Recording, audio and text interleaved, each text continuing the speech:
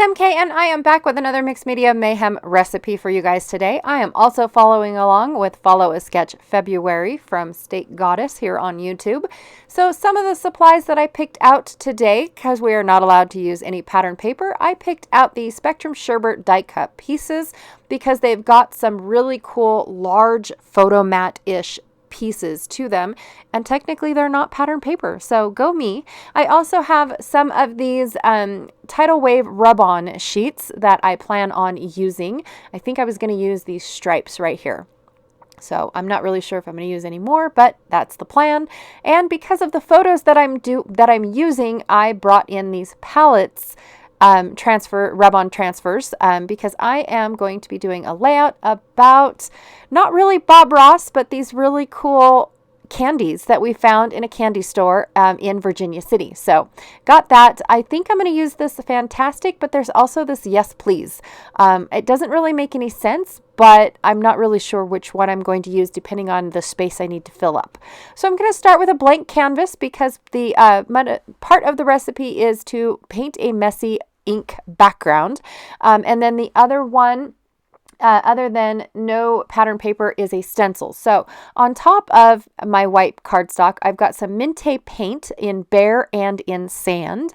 And then I have two shimmer sprays, one Vibes Wild Spruce Chase and Spritz Burst My Bubble. Now the Spritz Burst My Bubble is almost like just a shine. It's so see-through. I'm going to be pulling in some Folk Art Crackle Medium for my messy background.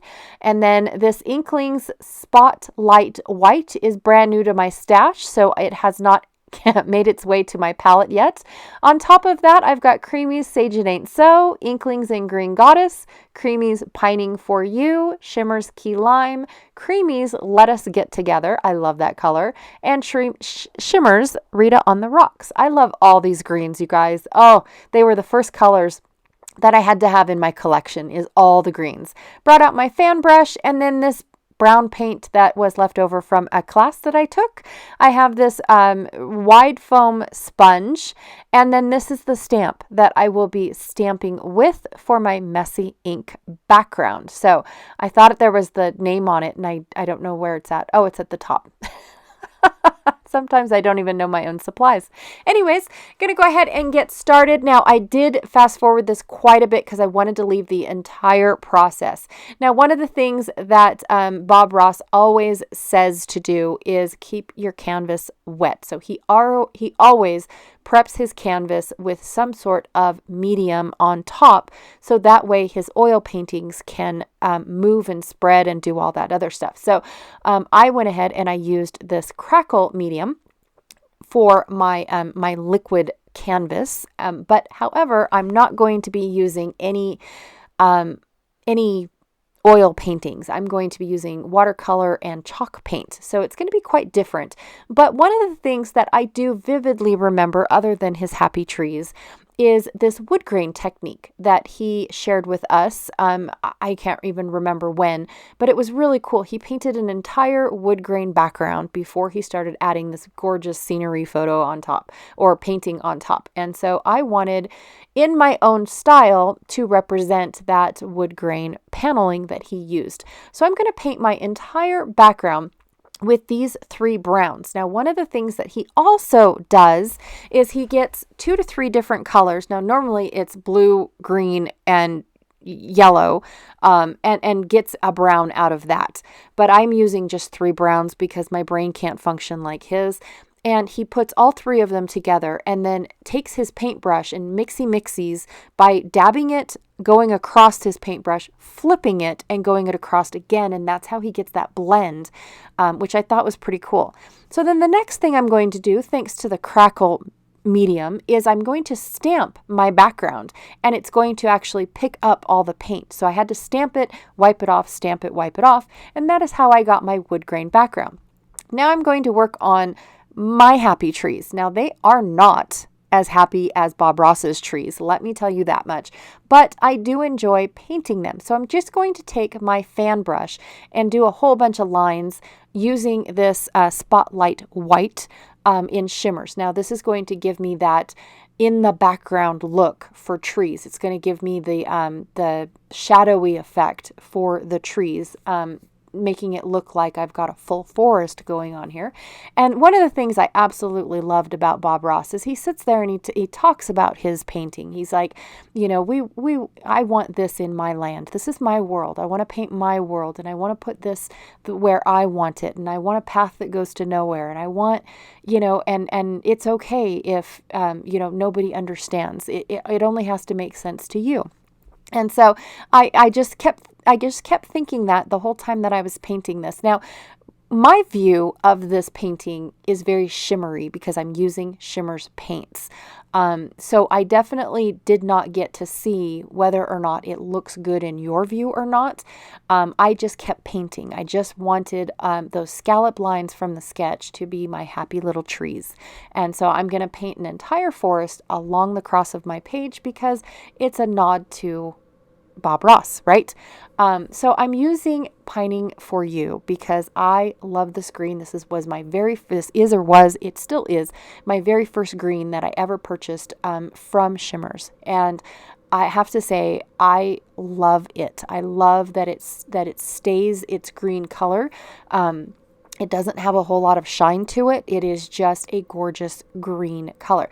Now, one of the things that you have to be patient with, so like I said, I am using watercolor. So watercolor does not work in the same manner as the oil paintings that he was creating. So for me, all you see right now is a whole bunch of dots.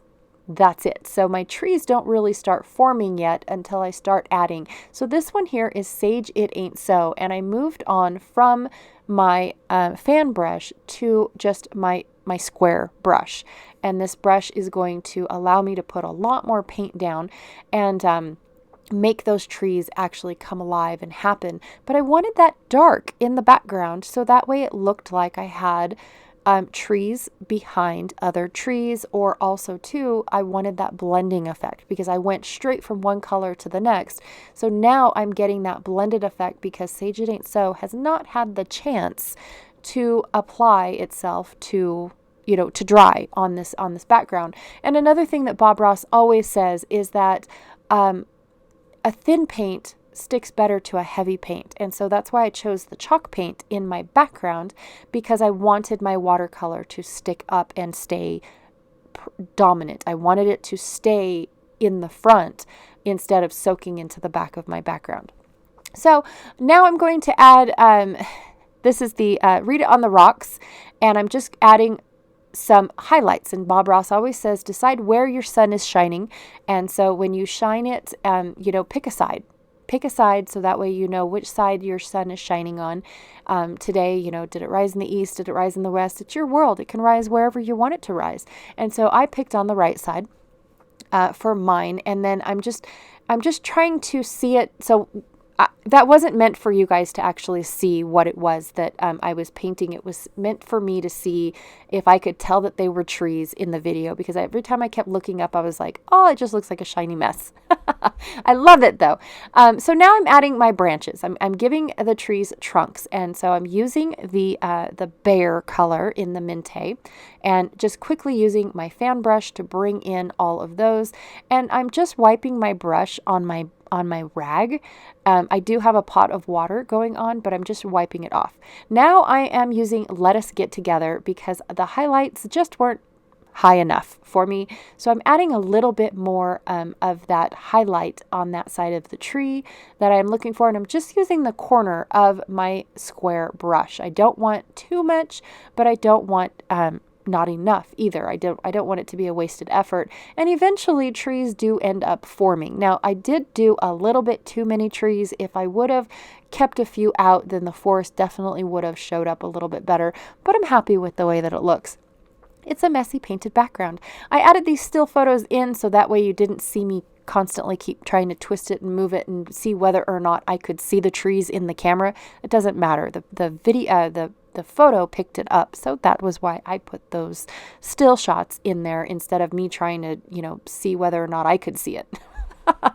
All right, so now I am picking through my die cut pack to see what I want to add to this layout. Now, instead of circles, I went with squares because he is always working on a square or rectangle canvas. So I thought that that was a perfect nod again to Bob Ross because of the canvas that he is always working on. Now, I also decided to cut my photos down quite small, about 3.5 by 4.5, because of the fact that it was just a multiple of the same photo. So I stuck with what I wanted to focus on and cut around it. So that way it just fit on top of my, my big die cut piece that I have that is not pattern paper, by the way. It's not pattern paper. It is a die cut piece because it came from a die cut pack. So it can't be considered a pattern paper. And then I decided that I needed to add some a photo mat so that way it stuck out. Again, it's not pattern paper. This is cardstock. So one of the parts of the recipe is no pattern paper. So making sure that Kathy, who picked our recipe for today, knows that I am not using any pattern paper.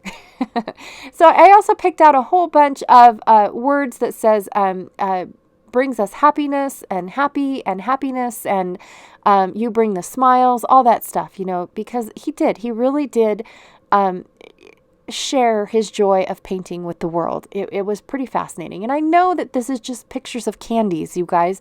It really is. But when I was taking a picture of these candies, my kids were like, "Who's that?" And I'm thinking, really?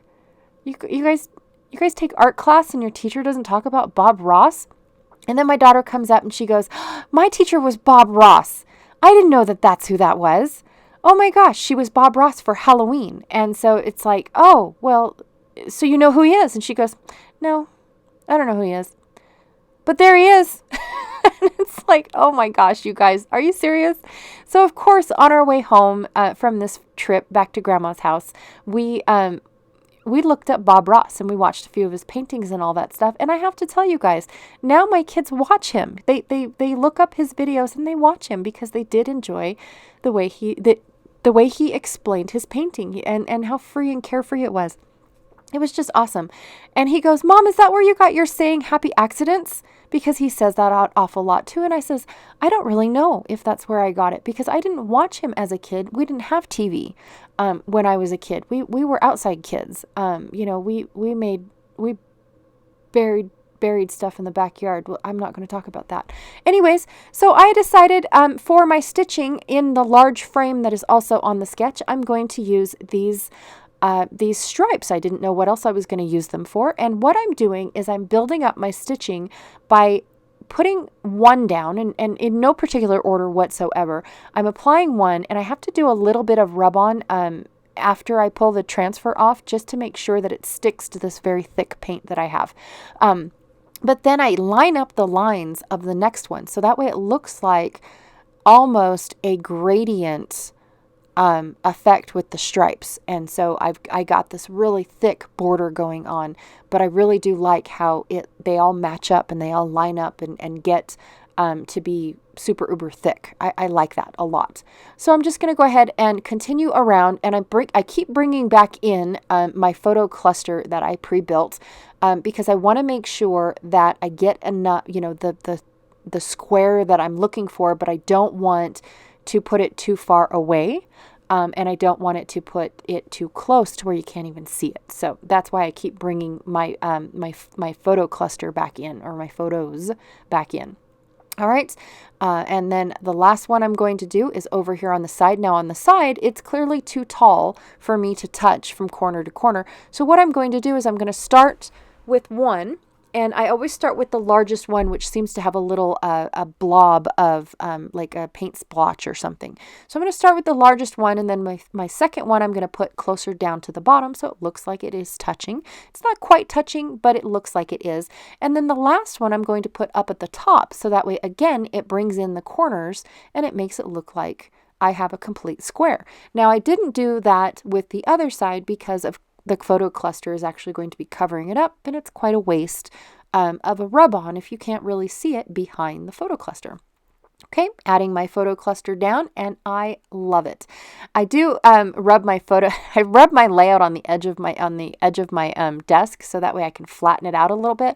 But to be honest, it wasn't really warpy at all because of how little paint I actually used on this layout. I did choose the word fantastic because by the time that I was done with all of this, which took about 2 hours, you guys, in total, the painting alone took about an hour, and then everything else took about another hour here and there, and my family started waking up, so I did get interrupted quite a few times. But on the side note, it wasn't too bad. I didn't think it was too bad. And I love the effect of all of it. I really, really do. And of course, a nod to him and his giant palette that he's always using. I wanted to make sure that I brought in these paint palette swatches. And I'm just going to do green on this little section and overlap it with this dark aqua.